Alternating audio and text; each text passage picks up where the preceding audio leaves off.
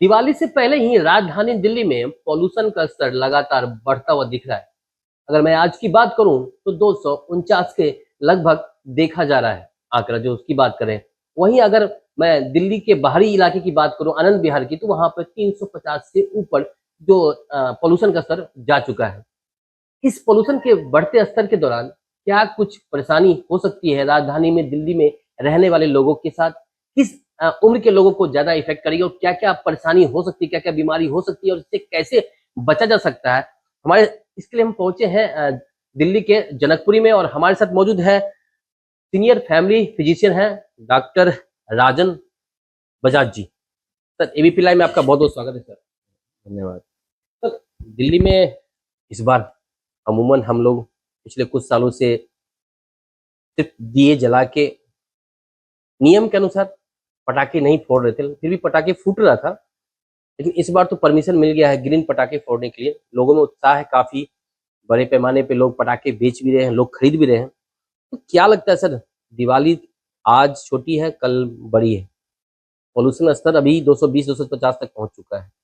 पटाखे फूटने के बाद क्या इफ़ेक्ट होगा? इससे ज़्यादा परेशानी होगी लोगों को या नॉर्मल ऐसा कोई ज़्यादा फ़र्क पड़ने वाला नहीं? लेकिन जो पॉल्यूशन का स्तर बढ़ रहा है, उसमें क्या कुछ परेशानी हो सकती है और किस उम्र के लोगों को हो सकती है? देखिए, ये जो पटाखे हैं इसका जो असर है ये तो टेम्परेरी पोल्यूशन को बढ़ाएगा ना। तो अगर हम लॉन्ग विजन की बात करें तो पोल्यूशन कोई आज की ये प्रॉब्लम नहीं है। ये जो है लॉन्ग स्टैंडिंग है, कब से चली आ रही है, जिसके लिए कभी ऑड इवन करा, कभी कुछ करा, डबल बर्निंग को रोकने की कोशिश करी। पराली का धुआं तब भी दिल्ली में कहाँ कम हुआ, लोग मरे जा रहे हैं। एक्चुअली डिपेंड करता है कि पार्टिकल साइज क्या है। जो पीएम है, पार्टिकुलर मैटर जो है, अगर उसका साइज 10 माइक्रोन से ऊपर है, वो तो सिर्फ आँखों को या नाक के सिर्फ एलर्जिक राइनाइटिस वगैरह करता है, जुकाम वगैरह, छींकें। लेकिन जैसे ही वो पार्टिकल साइज 10 से नीचे आ जाता है, जैसे हम उसको 2.5 माइक्रोन को अगर माने, तो 2.5 माइक्रोन जो है हमारे लंग्स के अंदर डीप तक चला जाता है। एक्चुअली लंग्स का स्ट्रक्चर कैसा है, वो जो एयरवेज है वो मोटे होते, छोटे छोटे छोटे छोटे होते होते बिल्कुल एल्वियोलाई और एल्वियोलाई बन जाते हैं। उनके अंदर जो पर्टिकुलर मैटर है वो सेटल कर जाता है।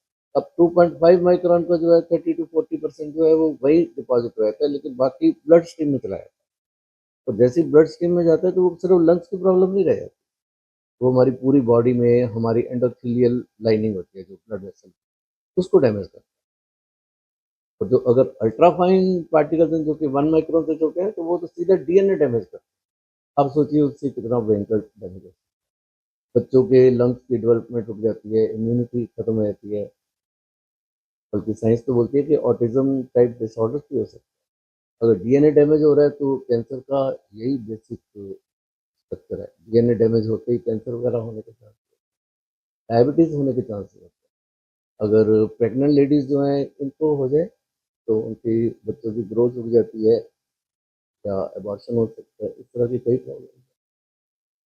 सर अभी जो आंकड़ा है, अभी जो अगर मैं आज की बात करूं तो 249 के लगभग जा चुका है और पीएम की बात करूं 2.5 तक है। इसमें कितनी परेशानियां हो सकती है?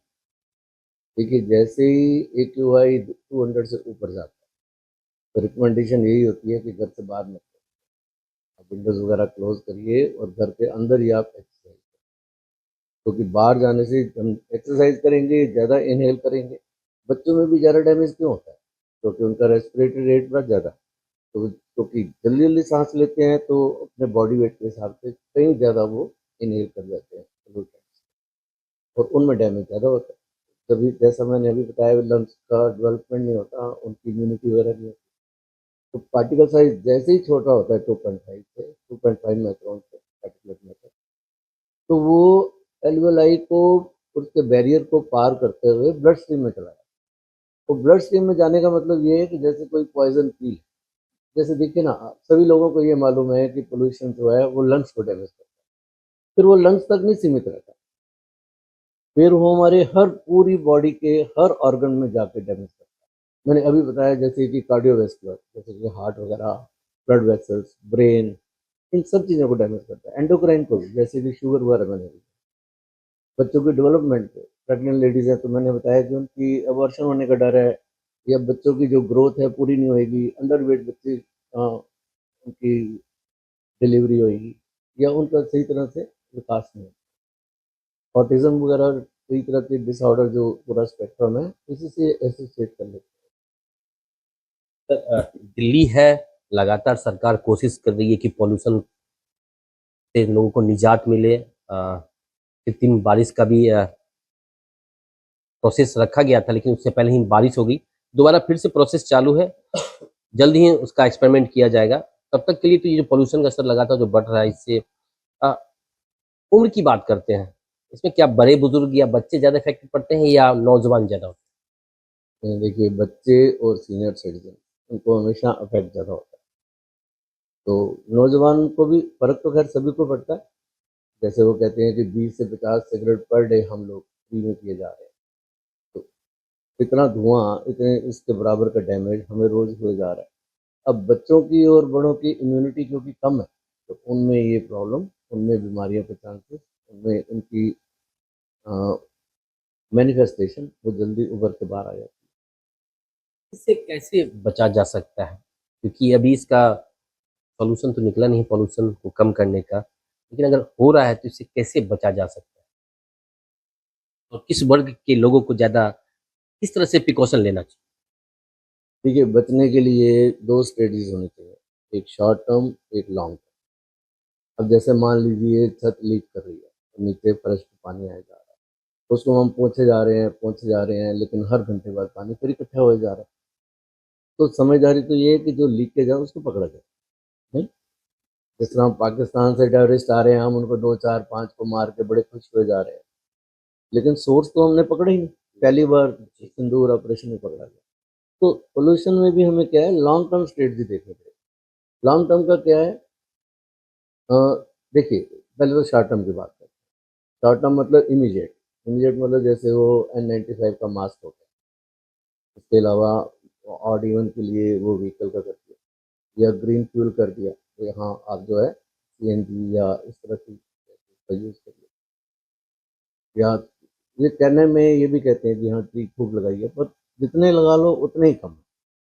तो मेरे ख्याल में लॉन्ग टर्म में एक जो बिल्कुल फूल प्रूफ मेथड है वो क्या है, आप व्हीकल्स को नो व्हीकल डेज बनाइए, सप्ताह में 3 दिन बनाइए नो व्हीकल। जैसे डेवलप कंट्रीज में क्या है, वहाँ साइकिलिंग का बहुत ज़्यादा, मैं डेवलप कंट्रीज की बात कर रहा हूँ। बेल्जियम जो है वेल नोन एग्जाम्पल है, चाइना, जापान, डेनमार्क, नीदरलैंड, वहाँ साइकिलिंग के लिए उन्होंने they have invested huge amount in the infrastructure, ताकि लोगों को साइकिलिंग के लिए इनकरेज करा जाए।